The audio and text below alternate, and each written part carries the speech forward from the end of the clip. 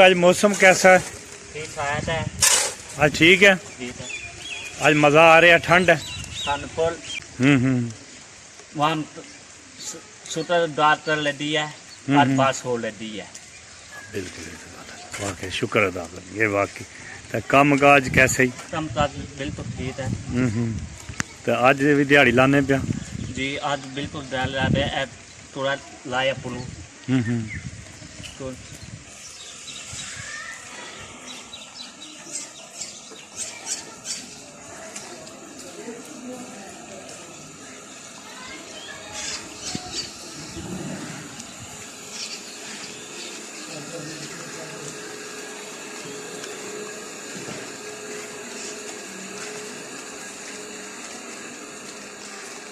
बारिश आस्ता आस्ता तेज़ हो रही है।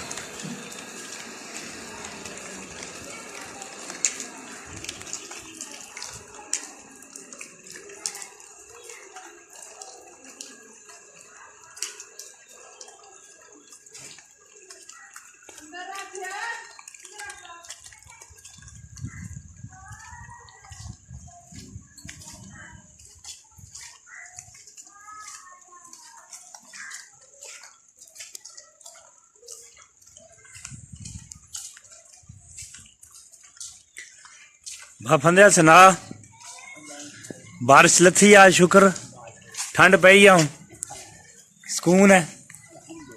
चलो अल्लाह खैर करे। और सुना? चलो अल्लाह पाक खैर करे।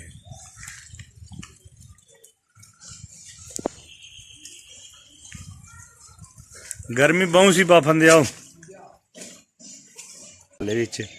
बुला के, क्योंकि अल्लाह पाक ने काफ़ी कर्म नवाजी की है। बारिश अगर इतनी ज़्यादा तेज़ बारिश तो नहीं शुरू हुई, थोड़ियां थोड़ियां जड़ियां ना उकड़ियां लगियां, इस नाल मौसम बहुत ठंडा हो गया।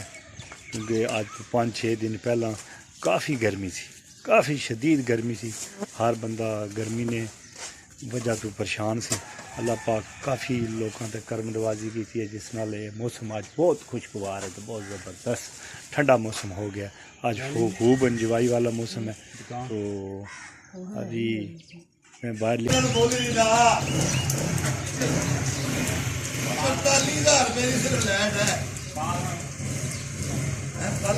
लाइट ला लो तो 1000 रुपया लै लो मेरे को। लाइट ला लो ना 1000 रुपया मेरे को लै लो, गड्डी जा दो। खाली निक्का स्टैंड है वो भी ला लो। इतनी महंगी मोटरसाइकिल को बारिश किधर चल रहे हैं? बारिश लगी है। मोटरसाइकिल है जी 44,000 की लाइट है। लोगों को दसो अच्छा इस साथ देना मैं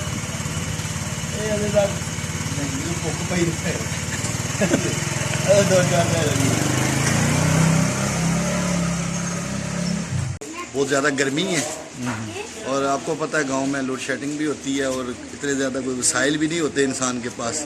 गर्मी से बच्चे, बूढ़े, जवान, मर्द, औरतें सब और अता के जानवरों तक हर चीज़ बहुत परेशान थी।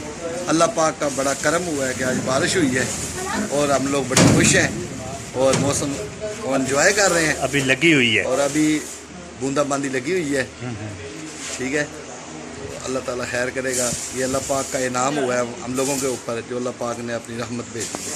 बिल्कुल वाह सुभान अल्लाह। उस्ताद भी यही बोला कि हर बंदा बहुत खुश हो रहा है कि आज का मौसम जो खुशगवार होने की वजह से हर बंदा बहुत खुश है। तो अल्लाह पाक ने वाकई हमारे पे कर्म नवाजी की है। आज 5-7 दिन पहले शदीद गर्मी थी, बहुत ज़्यादा गर्मी थी। ईद वाले दिन तो स्पेशली बहुत ज़्यादा गर्मी थी। तो आज बहुत मौसम जड़ा ना इंजॉय वाला। आज इतना अच्छा मौसम है कि वो जैन पापड़ खा रहा है, वो कभी नहीं खाता था पापड़। वो गर्मी में मैंने उसको 3 दिन से जैन ने रोटी खाना छोड़ दिया था, पानी और लस्सी से गुजारा कर रहा था। आज वो पापड़ खा के देखा वो मैंने बहुत खुश हुआ दिल आज। बस बारिश है ना, बारिश की वजह से वाकई बहुत ज़बरदस्त।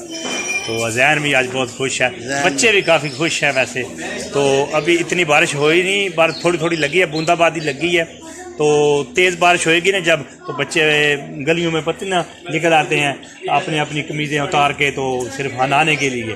तो हम भी वैसे बंदे निकल आते हैं, जिस तरह ये भाई खलील हरी पालशियां थले नहा के सारी जिंदगी कड्ढी ने, ਬੰਦੇ ਨਿਕਲ ਆਉਂਦੇ ਨੇ, ਉਹ ਛੱਪੜ ਹੁੰਦੇ ਸੀ, ਉਹ ਤਲਾਬ ਹੁੰਦੇ ਸੀ ਨਾ, ਹੁਣ ਉਹ ਪਿੰਡ ਰਹੇ ਨਾ, ਉਹ ਗਲੀਆਂ ਰਹੀਆਂ ਨਾ, ਉਹ ਬਾਰਾਂ ਰਹੀਆਂ। जी जी ਉਹ ਮੌਸਮ ਹੁੰਦਾ ਸੀ, ਬਾਰਿਸ਼ ਨਿਕਲਣੀ, ਕਮੀਜ਼ਾਂ ਲਾ भाई ਕੇ ਦੋ भाई रशीद भी आया इसको भी पूछने सिज के आया वे कितनों आया भाई रशीद भाई जी अस्सलाम वालेकुम वालेकुम सलाम। कितनों आए हो मैं यार घर गया था, शहर जाना बदल लगे पर यार मशीन खड़नी है। मैं गिले भी होए हो ना घर भी दे आए हो घरों ही आया ते हाल है ते जे शहर जाने क्या बनेगा। ठीक है परेशानी तुसां लोगों की तो कोई नहीं, तुसां तो खानी है ते सोना, ये गल जे किसी जगाने ते डंडे मारने। ये गल ਅਸੀਂ ਗਰੀਬ ਆਦਮੀ ਆ, ਮਤਲਬ ਭਰ ਕੇ ਡੰਡੇ ਪੈਣੇ ਨੂੰ ਜਾਓ ਤੇ ਨੌਕਰੀਆਂ ਤੇ ਜਾਓ, ਨੌਕਰੀਆਂ ਤੇ ਹੁਣ ਸ਼ਹਿਰ ਦੀ ਨੌਕਰੀ ਤੇ ਜਾਓ। ਪਰੇਸ਼ਾਨੀ ਬਣ ਗਈ ਡੈਡੀ ਇਹ ਅਫਸਰ ਲੋਕ ਨੇ ਤੇ ਤੁਸੀਂ ਮਤਲਬ ਬਹੁਤ ਤੋਂ ਵੱਡੇ ਅਫਸਰ ਹੋ। ना जी अल्लाह खैर करे ठीक है शहर के आने खुले है शायद बंद नहीं होया ਸ਼ਹਿਰ ਸਾਰੇ ਖੁੱਲੇ, ਜਿਹੜਾ ਅਸੀਂ ਚਾਹੁੰਦੇ ਨਾ ਦਰਵਾਜ਼ੇ ਖੁੱਲਦੇ ਜਾਂਦੇ ਨੇ ਆਪਣੇ ਆਪ। ਸਾਡੀ ਕੋਈ ਥਾਟੀ ਹੈ। जबरदस्त भाई भाई रशीद क्या बात है जी जबरदस्त भाई रशीद क्यों है शहर? कहोगे मौसम बहुत अच्छा है, इंजॉय वाला मौसम है। हम्म पिछले दिन जेड़े गुजरे न बहुत शदीद गर्मी सी ठीक है ते जानवर भी जेड़े न ये परेशान सी गर्मी की वजह तो बिल्कुल ते इंसान भी जेड़े न ये परेशान सी। माशाअल्लाह अल्लाह ताला सुन लई है साडी नहीं तो चलो जानवरां ने सुन लई।